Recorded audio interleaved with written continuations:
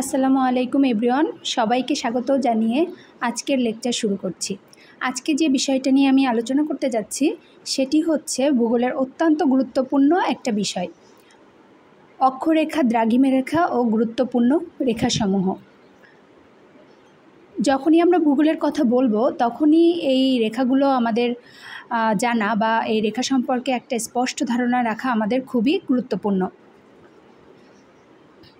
তাহলে শুরু করা যাক। আমি চেষ্টা করব খুব সহজ ভাষায় বিষয়গুলো সম্পর্কে একটা ক্লিয়ার কনসেপ্ট দেওয়ার জন্য। ওকে, আমরা প্রথমে এখানে একটা ফিগার দেখতে পাচ্ছি, একটা ম্যাপ বা গ্লোব। আমরা যখন কোনো ম্যাপ দেখব আমাদের ফার্স্টে আমাদের কাজ কি থাকবে? দিক নির্ণয় করা। সেটা আসলে কোনটা কোন দিকে রয়েছে এটা এখানে কনফিউশনের কোনো জায়গা নাই। এখানে আমাদের সহজভাবে মনে রাখার উপায় হচ্ছে, আমরা ম্যাপটাকে যদি সোজাভাবে সমানভাবে এভাবে ধরি আমাদের সামনে, তাহলে উপরের যে অংশটা থাকবে সেটাকে সবসময় বলা হবে কি নর্থ বা উত্তর। উপরের যে অংশটা থাকবে সেটা হবে নর্থ বা উত্তর। উপরের ঠিক বরাবর নিচের যে অংশটা থাকবে সেটা হচ্ছে দক্ষিণ বা সাউথ। নর্থ অ্যান্ড সাউথের রাইট সাইডে, ডান সাইডে যেটা থাকবে সেটা হচ্ছে ইস্ট, এবং বাম সাইডে যেটা থাকবে সেটা হচ্ছে ওয়েস্ট। এটা সবাই আমরা জানি। এখন আমরা এখানে কতগুলা রেখা দেখতে পাচ্ছি, রাইট? পৃথিবীকে বেষ্টন করে অনেকগুলা কাল্পনিক রেখা আমরা দেখতে পাচ্ছি। উত্তর মেরু থেকে দক্ষিণ মেরু, আবার পশ্চিম দিক থেকে আবার পূর্ব দিক পর্যন্ত, এরকম অনেকগুলা রেখা আমরা এখানে দেখতে পাচ্ছি, কাল্পনিক রেখা। আচ্ছা, প্রথমেই যে রেখাটার কথা বলবো আমরা খেয়াল করলে একটুই দেখতে পাবো, এটা আমি কি বলেছি? ইস্ট, আর এটা কি বলেছি? ওয়েস্ট। ওকে, মানে এটা পূর্ব, এটা হচ্ছে পশ্চিম। এই যে দুই মেরু, পৃথিবীকে যে পূর্ব পশ্চিমে যদি আমরা বেষ্টন করে একটি রেখা কল্পনা করি, যেটা কিনা গোলাকৃতির কেন্দ্র, এই যে গ্লোবের কেন্দ্র দিয়ে যে রেখাটা চলে গিয়েছে সেই রেখাটাকে আমরা কি বলতে পারি? নিরক্ষরেখা বা বিষুবরেখা। নিরক্ষরেখার আরেকটা নামই হচ্ছে বিষুবরেখা, 0 ডিগ্রি। এটাকে ইংরেজিতে কি বলা হয়ে থাকে? ইকুয়েটর বলা হয়ে থাকে। এই যে রেখাটা আমরা দেখতে পাচ্ছি, এই রেখাটা এই পৃথিবীটাকে দুইটি ভাগে বিভক্ত করেছে। একটি হচ্ছে উত্তর গোলার্ধ, আরেকটি হচ্ছে কি দক্ষিণ গোলার্ধ। কারণ এই যে রেখাটা আমরা দেখতে পাচ্ছি বরাবর পোলের দিকে আমরা যত যেতে থাকবো এটা হচ্ছে উত্তর মেরু, এবং যত নিচের দিকে যেতে থাকবো সেটা হচ্ছে দক্ষিণ মেরু। এটা হচ্ছে 90 ডিগ্রি উত্তর এবং এটা হচ্ছে 90 ডিগ্রি দক্ষিণ। ওকে, তাহলে আমরা কি জানলাম? নিরক্ষরেখা বা বিষুবরেখা সম্পর্কে আমরা জানতে পারলাম। এখন আমাদের আরেকটা ইম্পর্টেন্ট রেখা সম্পর্কে জানতে হবে, সেটা হচ্ছে কি এই যে এই রেখাটি হচ্ছে যুক্তরাজ্যের লন্ডন শহরের কাছে গ্রিনিচ মানমন্দিরের উপর দিয়ে উত্তর মেরু থেকে দক্ষিণ মেরু পর্যন্ত যে মধ্যরেখা অতিক্রম করেছে, এই বরাবর এই যে মধ্যরেখা অতিক্রম করেছে আমরা দেখতে পাচ্ছি, এটি হচ্ছে মূল মধ্যরেখা বা প্রাইম মেরিডিয়াম। এটাকে আমরা কি বলছি? মূল মধ্যরেখা বলছি। এটা কিন্তু আবার এই নিরক্ষরেখাকে কি কৌণিক দূরত্ব একটা 90 ডিগ্রি অ্যাঙ্গেলে বিভক্ত করেছে, আমরা দেখতে পাচ্ছি এখানে। ওকে, কেন এই দুইটা রেখা বললাম? যেহেতু আমি বলেছি আজকে কয়েকটা রেখা নিয়ে আলোচনা করব।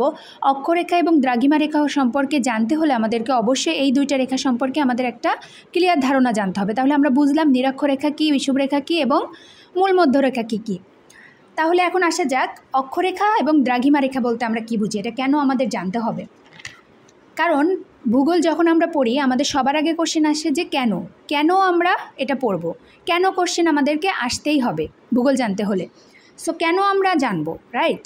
অক্ষরেখা, দ্রাঘিমা রেখা কেন আমাদেরকে জানতে হবে?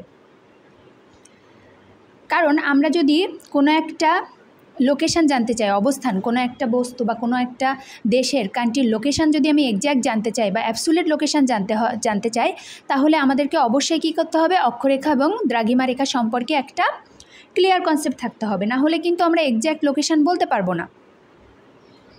ঠিক আছে, তাহলে এখন আমরা তাহলে অক্ষরেখা এবং দ্রাঘিমা রেখা কী সেটা একটু দেখি। ফার্স্টে অক্ষরেখা দেখা যাক। ওকে, নিরক্ষরেখা বা বিষুবরেখার সমান্তরাল এই যে রেখাগুলো আমরা দেখতে পাচ্ছি, এই যে সমান্তরাল যে রেখাগুলো, এগুলোই হচ্ছে অক্ষরেখা। নিরক্ষরেখার সমান্তরাল যে রেখাগুলো রয়েছে সেগুলোই কি অক্ষরেখা। এই অক্ষরেখাগুলোও কিন্তু আসলে কি কাল্পনিক, এগুলো কিন্তু বাস্তবে আমরা এটা কাল্পনিক হিসেবে ধরে নিয়েছি, রাইট। এখন এখানে আমি কয়েকটি গুরুত্বপূর্ণ রেখার কথা উল্লেখ করেছি, সবগুলোর কথা বলি নাই, কয়েকটা গুরুত্বপূর্ণ যেগুলো জানাটা খুবই জরুরি সেই রেখাগুলো এখানে উল্লেখ করেছি। আমরা এখানে দেখতে পাচ্ছি, যেহেতু আমি বলেছি যে বিষুব রেখা কী করেছে, গ্লোবটাকে দুইটা ভাগে বিভক্ত করেছে।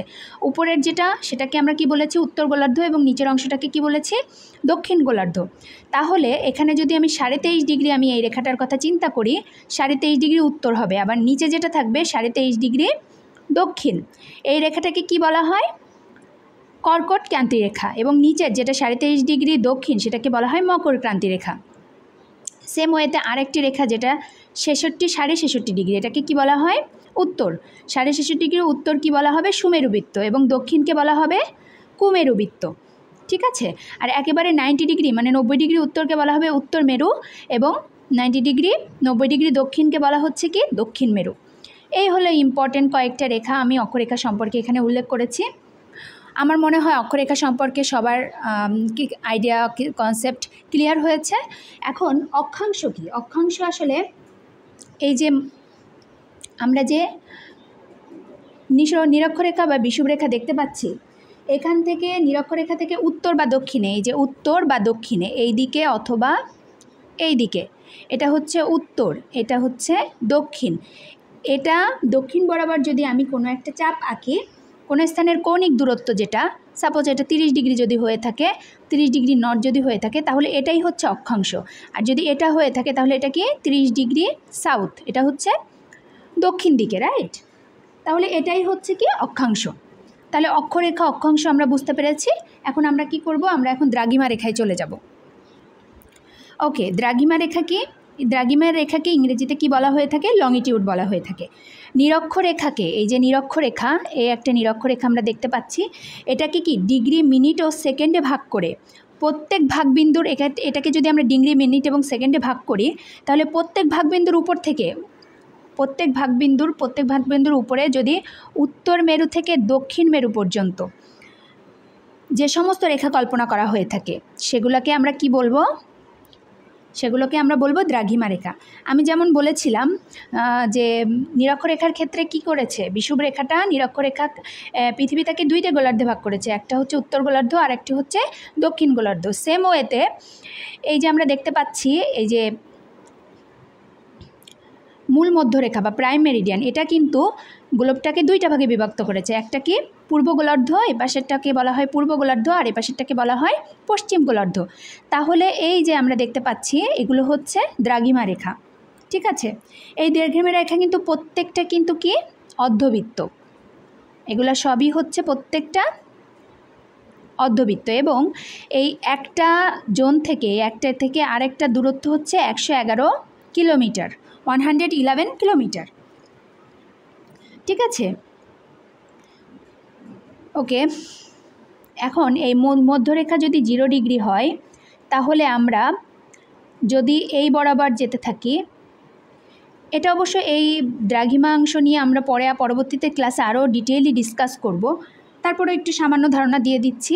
এখন যদি আমরা এদিকে যেতে থাকি তাহলে এটা কিন্তু সাপোজ এই রেখাটাকে যদি আমি বলি, বা এখানে যদি আরেকটা রেখা রাখি, তাহলে 30 ডিগ্রি কি ইস্ট, বা এদিকে যদি হয় তাহলে 30 ডিগ্রি কি ওয়েস্ট। এভাবে যেতে যেতে কিন্তু এক পর্যায়ে কি হবে 180 ডিগ্রি হয়ে যাবে, এবং 180 ডিগ্রি টোটাল 180 প্লাস 180 360। আমরা কি জানি পৃথিবী কিন্তু কি পশ্চিম থেকে পূর্ব দিকে আবর্তন করছে, রাইট। এখন এরকম যে ঘুরছে পৃথিবী সর্বদা যে ঘুরছে, এরকম ঘুরতে কিন্তু একদিন সময় লাগে, 24 ঘন্টা সময় লাগে। এক্স্যাক্টলি বলতে গেলে আমাদের কত বিষয়টা কেমন হবে, এই যে 180 ডিগ্রি বললাম যে পূর্ব আর 180 ডিগ্রি পশ্চিম, দুটোই কিন্তু একই রেখা, একই বরাবর একটা লাইন, সেটাই টোটাল মিলে হচ্ছে 360 ডিগ্রি। ওকে, আরেকটা ইম্পর্টেন্ট বিষয় নিয়ে আলোচনা করব। এখন আমরা কি বলেছিলাম, অক্ষরেখাগুলো কিন্তু কি পূর্ণবৃত্ত। এই যে অক্ষরেখাগুলো আমরা দেখতে পাচ্ছি এগুলো কিন্তু কি পূর্ণবৃত্ত, এগুলো একটা পূর্ণবৃত্ত। কিন্তু এই যে দ্রাঘিমা রেখা এগুলো কিন্তু অর্ধবৃত্ত, ঠিক আছে, অর্ধবৃত্ত। এখন অক্ষরেখার এই যে পরিধি, কিন্তু অক্ষরেখার পরিধি কিন্তু সবার কিন্তু সমান নয়। নিরক্ষরেখা থেকে যত কি হবে, এটা কি হবে, যত হচ্ছে এটা উত্তর মেরুর দিকে বা দক্ষিণ মেরুর দিকে যেতে থাকবে তত কিন্তু এটা কমতে থাকবে, রাইট। একেবারে মেরুতে কিন্তু সবচেয়ে কম।